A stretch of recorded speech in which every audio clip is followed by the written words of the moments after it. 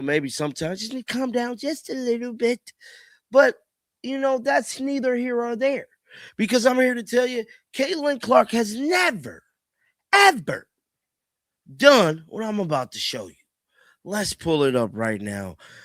Everybody is starting to react to this. Now, this happened a few days ago. I'm about to blow this footage up. This here is a Arike Ogumawale for the Dallas Wings. Now, the Dallas Wings. Footage that surfaced a few days ago has started making the rounds, and it involves a moment at the announcer's table that is hard to miss. The clip, which dates back a couple of days, shows Dallas Wings guard Arike Ogunbowale completely taking out the broadcast table on the sideline, sending items flying in every direction. The Wings were trailing the Sparks at the time, a team that has not exactly been lighting things up this season despite playing out of Los Angeles. The incident took place at the arena in LA. He's got two set players, Arike and Paige, that have their way with showing their emotions. Now, I'm going to put another video together after this showing Paige unloading and exploding on benches reps. It don't matter. She does it too. But for some reason, the WNBA police has nothing to say. Watch the clip and tell me your thoughts. 16. What makes this clip worth discussing is not just the incident itself, but the reaction, or more precisely, the lack of one. A vocal segment of WNBA commentary has made it a habit to scrutinize Caitlin Clark for anything and everything, minor emotional reactions, sideline moments, even routine frustrations that any competitor would show. All of it gets amplified and dissected. Yet when footage like this circulates showing a different player doing something considerably more dramatic, that same crowd goes quiet. Oh, yes. In this 4-second clip, Arike Ogunbowale completely destroys the announcer's table because they're losing at the time to the Sparks. Now, we know the Sparks is not really that good, even though they're in the City of Lights. They're in LA. They're in Hollywood. And this is, I believe, the Dallas Wings actually have two players known for wearing their emotions openly on the court. Arike is one of them, and Paige Buchers is the other, and the pattern holds the same way for both. Whether it is reacting to officials, responding to a tough stretch of play, or letting frustration show on the bench, neither tends to hold back. The selective nature of who gets called out for that kind of behavior is something a lot of observers are starting to notice and comment on. At LA Arena. But as you guys can see here, oh, she hella mad. Somebody said, where's the body language police? And what about these refs? Only give text to CC for mistakenly kicking the ball. Frickin' morons of the W. Let's read some of these comments. CC needs to stop talking about why she thinks the ref get it right with her tech foul during past press conference. Online reaction to the clip has been pointed. Several comments questioned whether Ogunbowale received any kind of fine, technical foul, or official consequence for the table incident. The general consensus in those responses was that nothing happened. Others drew a direct contrast to situations where Caitlin Clark received technical fouls for far less, including one instance involving a ball that was kicked unintentionally. They don't care about her, and she needs to act accordingly. Damn, that was kind of ruthless. Somebody else said, did she get fined or a foul or a tech called? I'm going to say no. Oh, somebody said it's an old one, but yes, she was. Okay. Somebody else said the W are going after CC and Boston by calling ghost fouls to put them in foul trouble. So they either foul out or sit. Coach. The frustration in those comments was aimed squarely at the officiating and the league's apparent inconsistency in how it responds to player conduct. Some commentary also touched on the broader officiating situation around the player conduct fever, with the argument being made that Clark and Aaliyah Boston have been on the receiving end of foul calls that appear to be limiting their impact on games, either through foul trouble or by slowing the pace down to take them out of their rhythm. Commentator Jason Whitlock also weighed in on the Clark situation separately, taking a somewhat critical angle on her recent behavior and suggesting she should be setting a higher standard as a role model. White is an old school player and a W coach. Uses CC to make her and the other players good by limiting her shots, playing half court offense, and slowing down the game. I can't watch the WNBA trash commish, trash ownership, trash coaching, trash refs. No idea how to grow their brand or how to treat star players. Would never let my daughters watch. That take drew pushback from people who felt his position on Clark's shifts depending on the moment, with some questioning whether the commentary is driven more by genuine opinion or by what generates the most engagement. On a separate note, Connecticut Sun head coach Rachid Meziane was asked at a post-game press conference about how his player Layla Lacan defended Clark during their recent matchup. His assessment was largely positive. Watch that league. I mean, what would they learn exactly? That was a tough one, too. Now, Jason Whitlock also shared this. He said, "Love you, man. But if we thought Cece was going to behave like everyone else in the WNBA, we wouldn't have jumped on board. We thought Cece was going to bring a classier style, be a role model for young girls. Angel Reese is maturing. Cece isn't. Sad." He noted that Lacan did what was required against one of the best players in the world, staying close, not giving her space, and applying consistent pressure. Clark still finished with 25 points, but Meziane pointed out those were not comfortable looks. He also acknowledged that Lacan has room to grow in terms of managing her own aggressiveness, and that competing against a player of Clark's caliber is exactly the kind of experience that accelerates that development.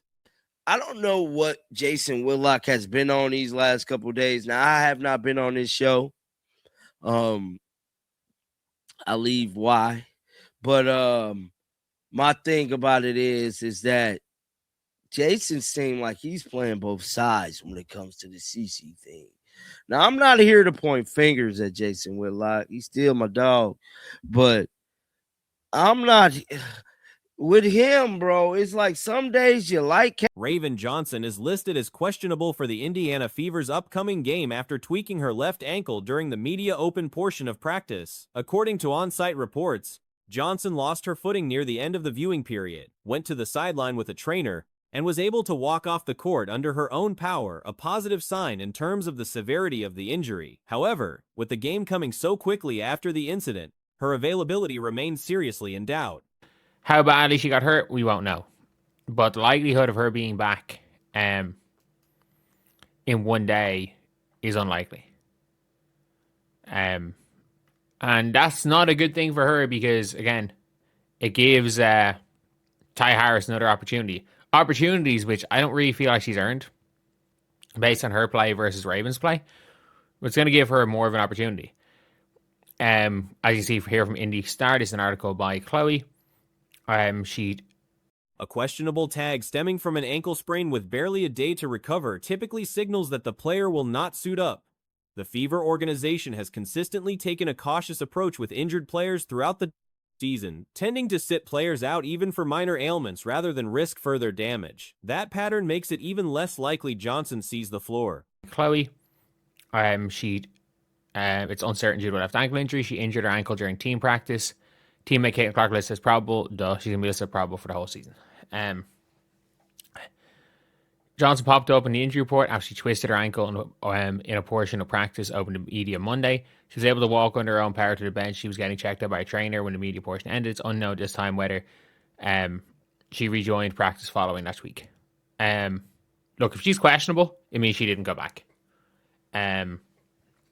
Caitlin Clark is listed as probable, a designation that some have read as a pointed response from the organization following a league fine related to injury reporting. Clark has been managing back issues, and there is a genuine possibility that the mental weight of recurring injuries is playing as large a role as any physical limitation at this stage. Johnson's absence, if confirmed, hands more minutes to Ty Harris by default. That is a development that does not reflect where things stand in terms of performance. Johnson has shown flashes of being a meaningful contributor in certain stretches of the Cape season, only to find her playing time cut sharply in the games that follow. Look, if she's questionable, it means she didn't go back. And if she's questionable because of an ankle sprain, however minor, she's not going to play today or tomorrow. Technically today, this video might be going out after midnight. But I don't feel like she's going to play. I just don't. This is a organization that has been unbelievably cautious with players. That rotation inconsistency is a recurring feature of how Stephanie White manages younger players. White operates with an older school philosophy that prioritizes veterans and tends to limit rookies regardless of what they show on the court, a mindset that contrasts sharply with coaches who come from NBA or college backgrounds and deploy players based purely on current performance level. Missing this game carries real costs for Johnson beyond just one night's box score. Unbelievably cautious with players. They've been unbelievably cautious. And anytime a player has been hurt, they have, or even minorly hurt, they've been sat out of games. They've been incredibly, incredibly cautious with players. I do think with the Caitlin Clark probable, that's a bit of a fuck you to the league. And fair enough. The fact that there's a potential for her to have a back injury, and we haven't seen Caitlin really go to the back to get her back aligned in recent times. For a player still working to carve out a permanent role on the roster, extended time off the floor, even for a legitimate injury, makes it harder to build the kind of consistent presence that earns coaching trust. There is no positive framing for the situation from her standpoint. The base content 16.4. Ankle rest may be medically necessary, but the timing is difficult. In recent times. And there is a world, I kid you not, there's a world where Caitlin's back is fine and she's just in her own head. Like, if you've ever come back from constant injuries, like you are in your own head. And that's not a impossible situation that Caitlin Clark is just completely in her own head with the back stuff. But when it comes down to it, they are very much like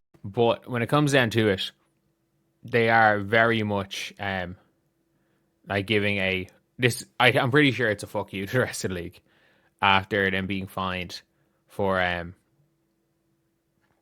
saying that or for not putting Caitlin Clark on injury report. But look, I think overall it's all good. I think Raven is going to miss, likely going to miss the game, and it's not. Look, it doesn't kill the Fever's chances or anything because Raven is. Look, Raven is Raven. Unfortunately, she is a bit part player for this team, who I feel like should be playing way more minutes. I feel like there's been some games where Raven Johnson's been a key factor, and then the next game she gets like 3 minutes. It was a bit like KK last year. If you guys don't remember, KK Timpson, there were a few games last year where KK literally was cooking. That KK was cooking, and then she wouldn't play the next game. There are always weird Steph White rotations like that. But Raven, unfortunately, has been the rookie that doesn't really play much. Like, Steph White is not a coach that likes to give a lot of responsibility to rookies. Giving a bit more responsibility to KK this year, I guess, even though I think KK is still lost out there. But the expectation is like